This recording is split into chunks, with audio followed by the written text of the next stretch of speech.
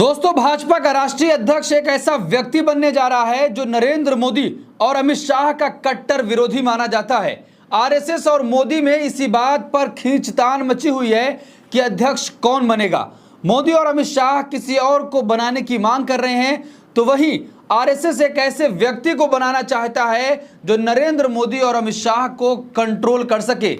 इसीलिए आरएसएस प्रमुख ने डंडा चलाने की बात कह दी थी। इस वक्त दोस्तों बीजेपी पार्टी के अंदर काफी घमासान देखने को मिल रहा है। वहीं पर बीजेपी पार्टी मोदी और अमित शाह का कट्टर विरोधी या फिर यूं कहिए कि कट्टर दुश्मन खुलकर मैदान में आ चुका है, जिसकी वजह से मोदी और शाह की नींद इस वक्त उड़ी हुई नजर आ रही है। किस तरह से कट्टर विरोधी सीधी तरह से भाजपा के अंदर एंटर होने की कगार पर पहुंच चुके हैं और मोदी शाह एड़ी चोटी का जोड़ लगा रहे हैं कि किसी भी तरह से हो वो दुश्मन हमारे सामने खड़ा ना हो सके। आखिर कौन है और किस तरह से मोदी शाह पर कंट्रोल करने या फिर शिकंजा कसने के लिए तैयार पूरी तरह से हो चुके हैं, इस रिपोर्ट को देखिए। दोस्तों, भाजपा का राष्ट्रीय अध्यक्ष एक ऐसा व्यक्ति बनने जा रहा है जो नरेंद्र मोदी और अमित शाह का कट्टर विरोधी माना जाता है। आरएसएस और मोदी में इसी बात पर खींचतान मची हुई है कि अध्यक्ष कौन बनेगा। मोदी और अमित शाह किसी और को बनाने की मांग कर रहे हैं, तो वहीं आरएसएस एक ऐसे व्यक्ति को बनाना चाहता है जो नरेंद्र मोदी और अमित शाह को कंट्रोल कर सके।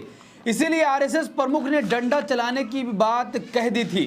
तो अब महाराष्ट्र और झारखंड चुनाव के नतीजों के बाद भाजपा में मोदी और शाह की वो अहमियत नहीं रह जाएगी जो अभी नेताओं पर वो बनाकर रखे हुए हैं।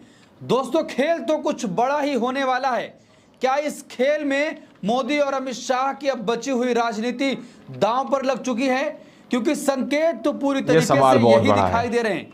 आरएसएस जिस तरीके से नरेंद्र मोदी और अमित शाह पर दबाव बना रहा है और एक ऐसे व्यक्ति को राष्ट्रीय अध्यक्ष के तौर पर लाना चाहता है जो नरेंद्र मोदी और अमित शाह का कट्टर विरोधी है। दोस्तों, महाराष्ट्र और झारखंड के चुनाव के नतीजों के बाद भाजपा के नए अध्यक्ष का चुनाव भी होना है।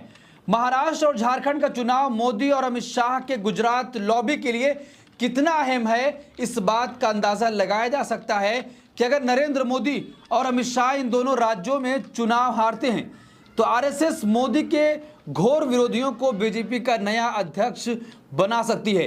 कई नामों पर चर्चा चल रही है।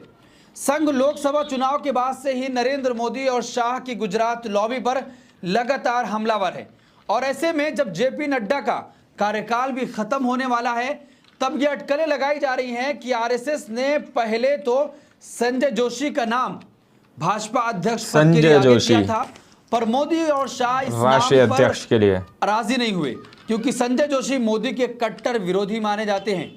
अगर उनको कट्टर विरोधी यानी कट्टर दुश्मन ऐसे मान लीजिए राजनीति तौर पर, और उनकी बीजेपी अध्यक्ष बनने का मतलब है कि बीजेपी के अंदर जो गुजरात लॉबी है उसका पूरी तरीके से सफाया हो जाएगा।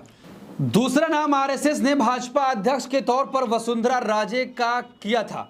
वसुंधरा राजे भी गुजरात लॉबी को पसंद नहीं करती हैं और यही वजह है कि जब राजस्थान में भाजपा की सरकार बनी थी तब मोदी और शाह ने वसुंधरा राजे को मुख्यमंत्री पद से हटा दिया था। आपको वाला वीडियो याद होगा कि जब राजस्थान चुनाव के बाद राज्य के मुख्यमंत्री की घोषणा होनी थी और इसमें वसुंधरा राजे का मुख्यमंत्री बनना तय माना जा रहा था, पर मंच पर ही वसुंधरा राजे को राजनाथ सिंह एक चिट्ठी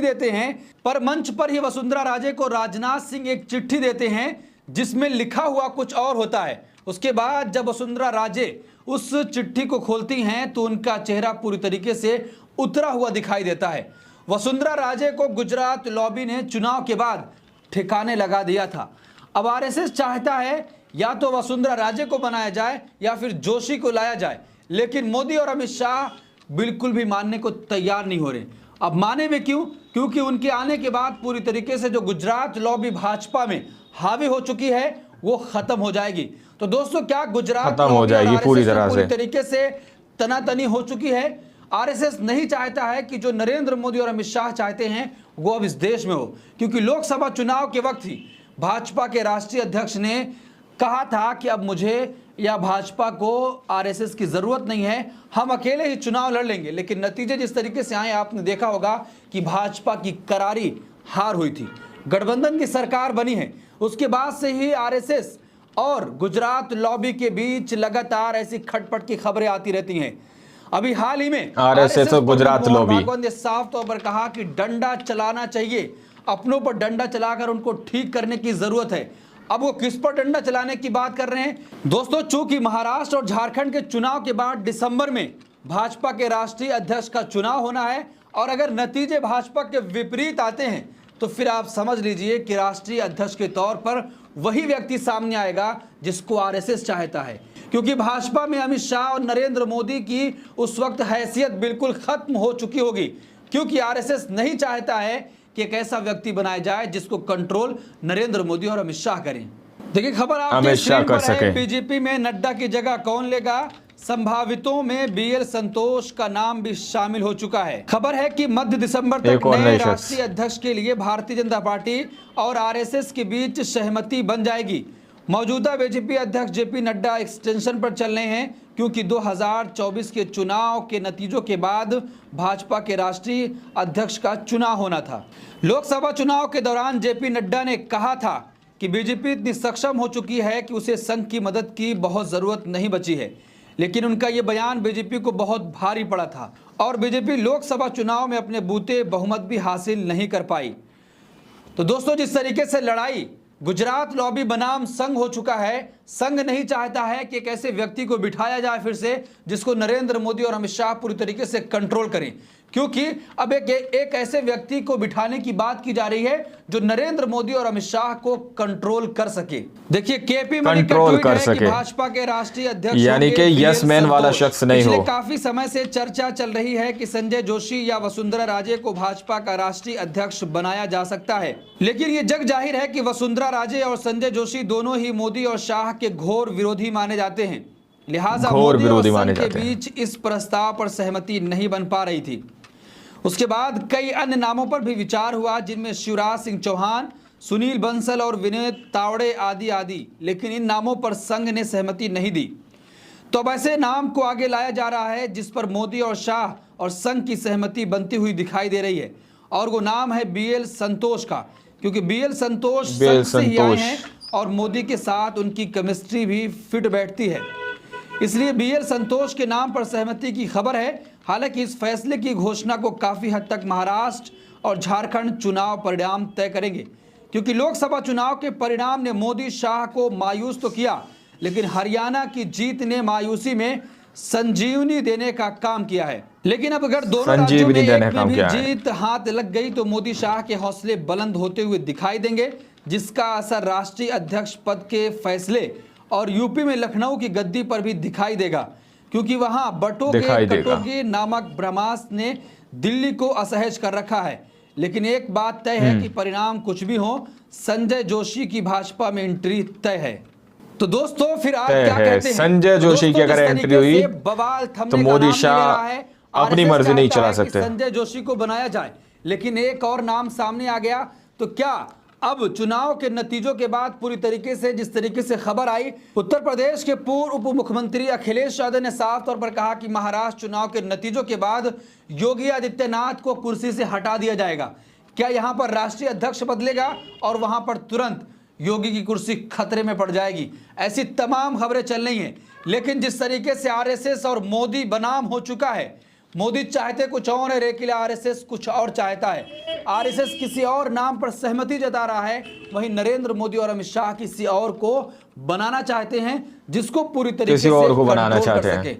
लेकिन अब आरएसएस ऐसी खुली छूट नहीं देने वाला है। तो क्या दोस्तों अब गुजरात लॉबी बनाम संघ हो चुका है? संघ पूरी तरीके से अब नरेंद्र मोदी और अमित शाह की राजनीति को खत्म करना चाहता है।